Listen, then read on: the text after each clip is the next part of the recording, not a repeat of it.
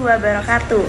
Perkenalkan, nama saya Adelia dengan NIM 06021282328059 dari Program Studi Pendidikan Bahasa dan Sastra Indonesia Universitas Sriwijaya tahun 2023 semester 3. Yang terhormat Dr. Zahra Alwi MPD dan yang saya hormati Ibu Khalidatun Nuzula MPD selaku dosen pengampu pada mata kuliah Telaah Kurikulum dan Buku Teks. Video ini bertujuan untuk memenuhi tugas akhir sebagai pengganti UAS pada mata kuliah Telaah Kurikulum dan Buku Teks. Langsung saja, sebelum saya memaparkan hasil analisis saya, mari kita lihat terlebih dahulu identitas buku yang saya analisis ini. Buku ini berjudul Cakap Berbahasa dan Bersastra Indonesia untuk SMA, MA, dan SMK kelas 11 dengan pengarang Indah Wukir Setiarini dan Santi Arini. Penerbit Katalog Dalam Terbitan. Tahun terbit pada tahun 2023 dengan ketebalan buku 270 halaman dengan ukuran buku 29 cm dengan nomor ISBN 9786253573901. Oke, jadi untuk menganalisis buku teks ini saya menggunakan teori Grini dan Pitti, di mana saya hanya mengambil 5 dari 10 kriteria yang beliau kemukakan. Yang pertama, ada buku teks itu haruslah menarik minat anak-anak. Yang kedua, buku teks itu haruslah mampu memberi motivasi kepada para siswa.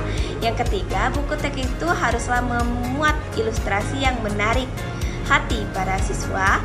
Yang selanjutnya, buku teks itu harus seyogianya mempertimbangkan aspek-aspek linguistik sehingga sesuai dengan kemampuan para siswa yang memakainya. Dan yang terakhir, buku teks itu isinya haruslah berhubungan erat dengan pelajaran-pelajaran lain. Lebih baik lagi kalau dapat menunjangnya dengan rencana sehingga semuanya merupakan suatu kebulatan yang utuh dan terpadu. Di sini saya menggunakan metode analisis, metode deskriptif dengan teknik penyebaran angket pada siswa yang menggunakan buku itu sendiri. Dimana di sini saya mengambil penyebaran data angket pada siswa-siswi kelas 11 tepatnya di Mas 1 Agan Ilir sebanyak 25 orang. Nah, berdasarkan hasil survei terhadap 25 orang tadi, sebanyak 92% atau 23 responden yang menyatakan bahwa desain ilustrasi dalam buku ini menarik perhatian mereka.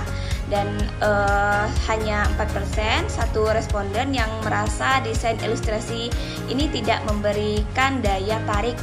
Sementara 4% lainnya tidak memberikan pendapat lain yang jelas. Hal ini menunjukkan bahwa elemen visual pada buku tersebut telah dirancang dengan baik dan untuk mendukung pembelajaran baik dari segi estetika maupun fungsi. Selanjutnya itu aspek yang kedua. Jadi berdasarkan angket yang melibatkan 25 responden itu sebanyak 92% atau 23 responden menyatakan bahwa materi dan buku ini mendorong mereka untuk lebih semangat belajar. Nah, hasil ini mencerminkan bahwa mayoritas siswa merasa terinspirasi dan terdorong untuk meningkatkan motivasi belajar mereka setelah mempelajari materi dalam buku tersebut. Nah, hal ini menunjukkan bahwa buku ini berhasil menyajikan konten yang tidak hanya informatif, tetapi juga mampu menghubungkan pembelajaran dengan minat dan kebutuhan siswa.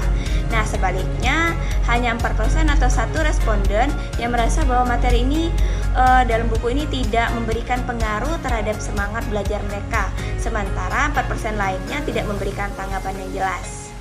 Ayo kita Kita lanjut dari aspek yang ketiga. Berdasarkan hasil angket terhadap 25 responden, sebanyak 92% atau 23 responden yang menyatakan bahwa gambar dan ilustrasi dalam buku ini membantu mereka lebih mudah mengingat materi yang telah dipelajari.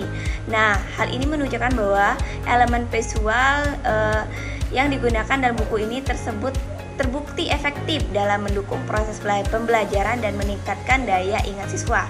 Nah, ilustrasi yang menarik dan relevan mampu mempermudah siswa dalam memahami konsep-konsep yang diajarkan sehingga materi yang disampaikan lebih mudah dipahami tetapi juga lebih mudah diingat.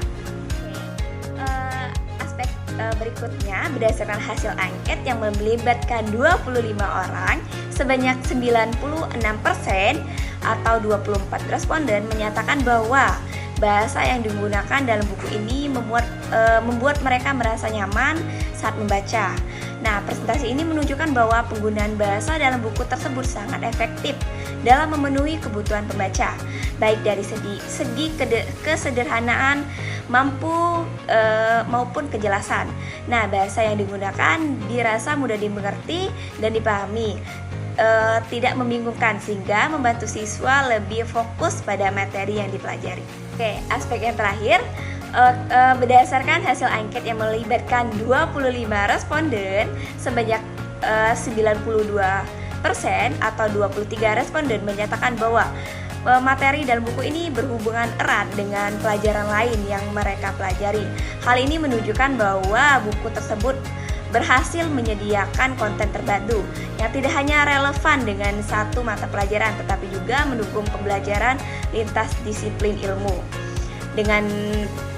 Dengan mengaitkan materi dari berbagai bidang studi, buku ini memberikan gambaran yang lebih holistik kepada siswa, yang pada gilirannya mampu membantu mereka memahami hubungan antar mata pelajaran secara lebih baik.